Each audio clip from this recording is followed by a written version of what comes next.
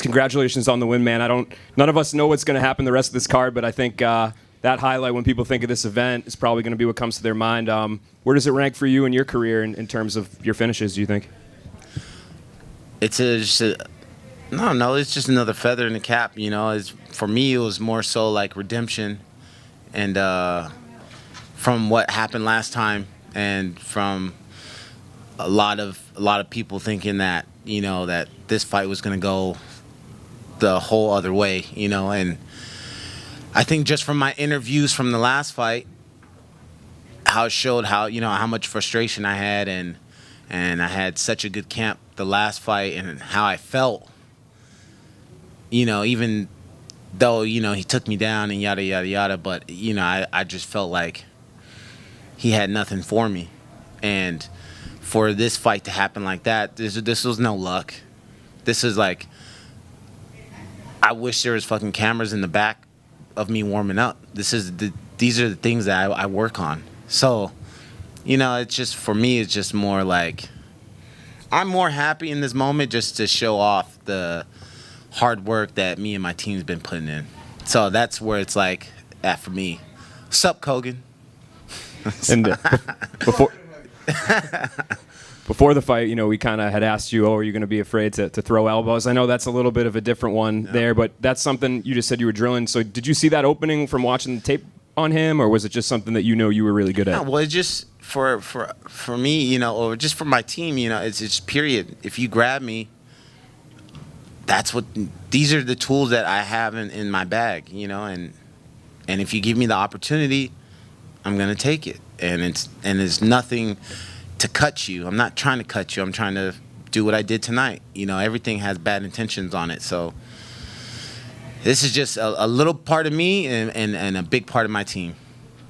You talked about, you know, the benefits to fighting more consistently, but now that you're racking up these wins, these Pachanga. Why am I not on Pachanga? That's my backyard. Every time I fought there, it's been a crazy packed house. I only got a 7-day suspension. I'm pretty sure my team would love to get back in the gym. So, Pachanga. Any names in mind? Nope.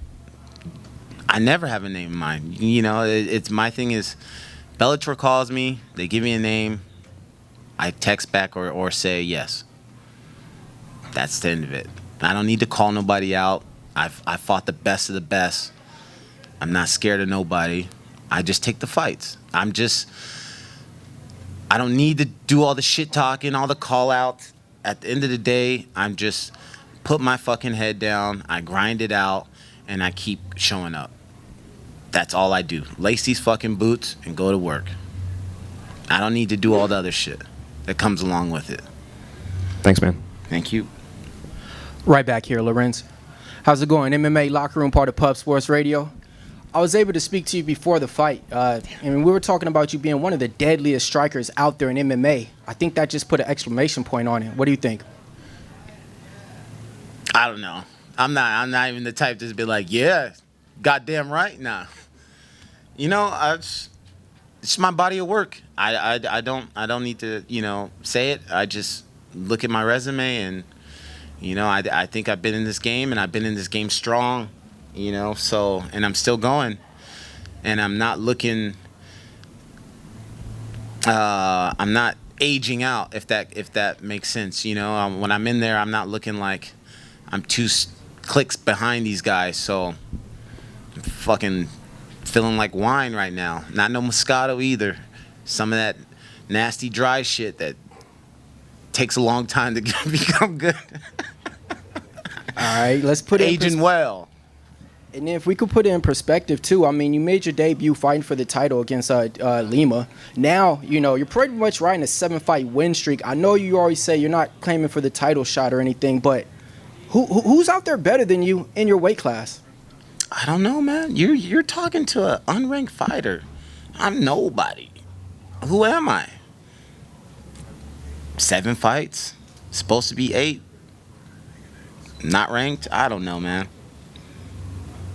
I don't even know if I can even ask to be. You know, I don't know. You guys tell me. You guys know more than me. Oh, shit.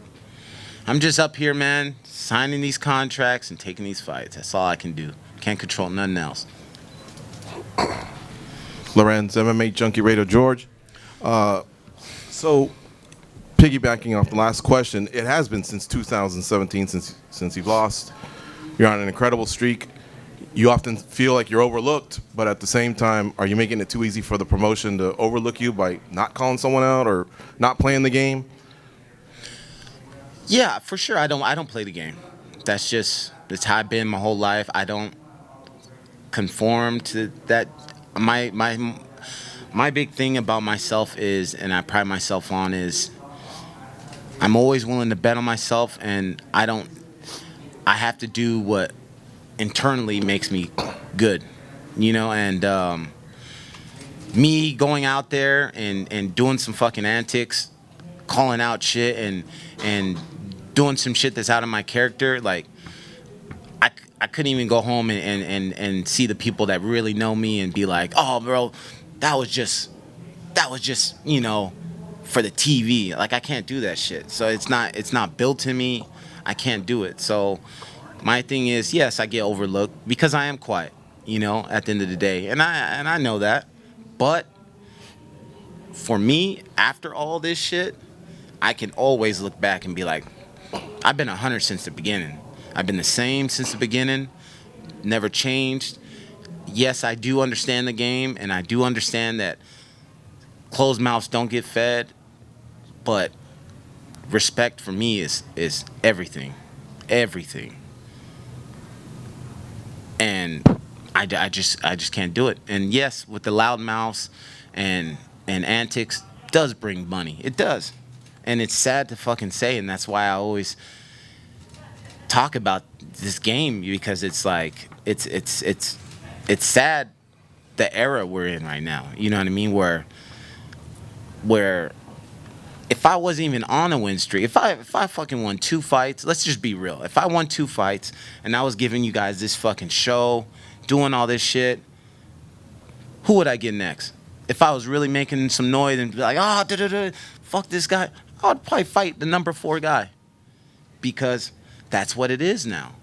But it's sad. Like that's not why I got into this game. So, but I can sit back and respect it for the guys who do that shit, but I'll never do it. And if I do get overlooked, yeah, it is what it is. But at the end of the day, nobody in here can ever say I've been something different from the beginning to now.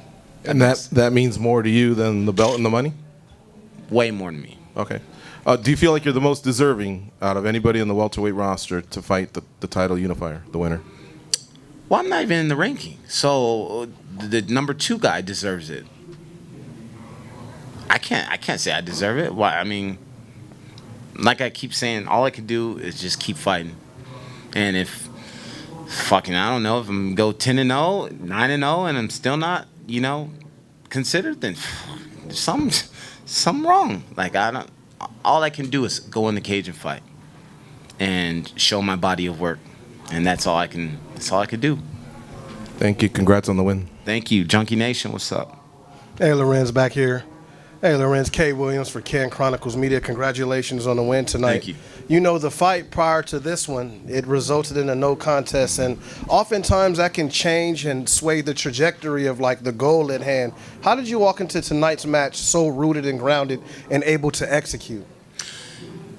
Just knowing, like, for me, it's almost better that I fought him before, because I got to experience it. It didn't happen so fast. The dude did take me down, and he was just holding me. He wasn't trying to do anything, and I got to feel his full strength.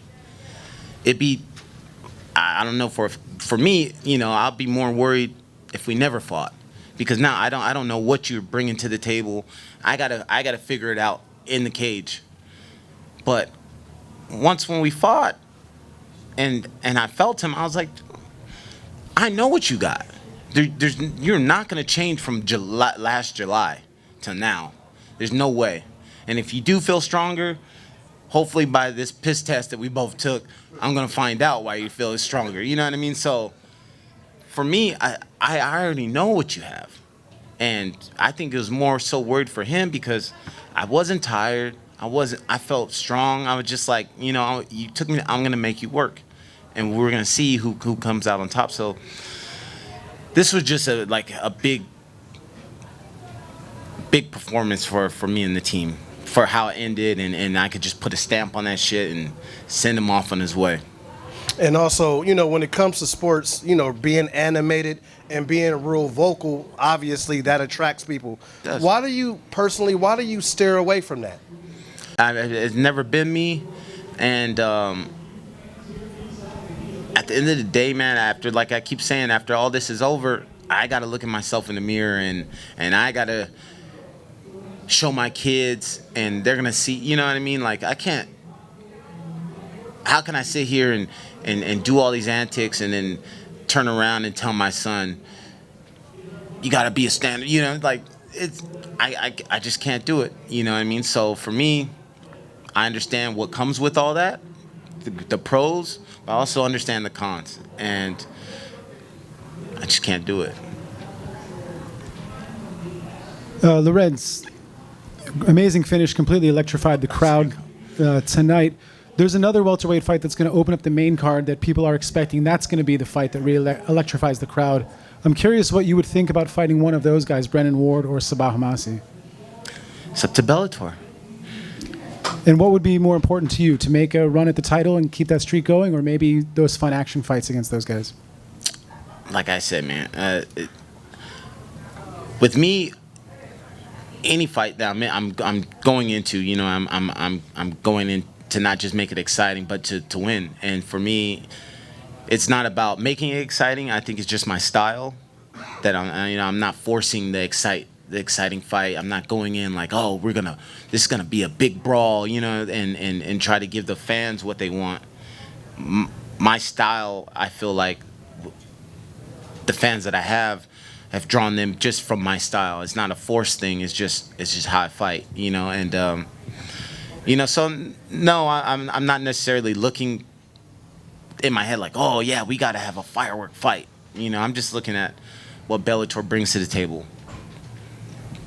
Right here. So I see you got the King hat on. Can you speak to your brand? Plug it one time. Man, this brand, man. First of all, if you're even in the off-road industry, you already know about King Shocks. They've been rocking with me since I think 2016, man, and they're one of my best. They are my best sponsor, man.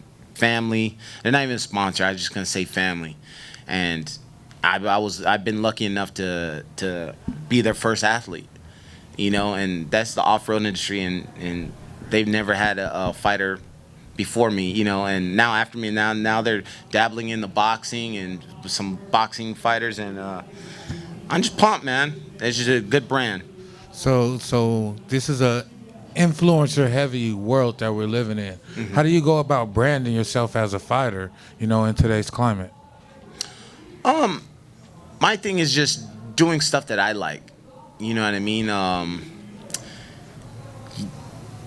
not gonna get behind something that's not me, and I'm not gonna get behind something that I'm just gonna throw on for a fight and you'll never see me outside with it. You know what I mean? So for me, it's just placing myself with brands that I like. I truly like, you know what I mean? Even if I wasn't a part of that brand, I'll still be supporting that brand because it's something I like. So I'm really into off-road and those type of things, and so just the connection really helps, and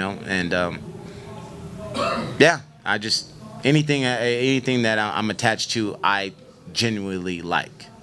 So after you scored the knockout, you climbed up on the stage, you let that energy, that roar out. Mm-hmm.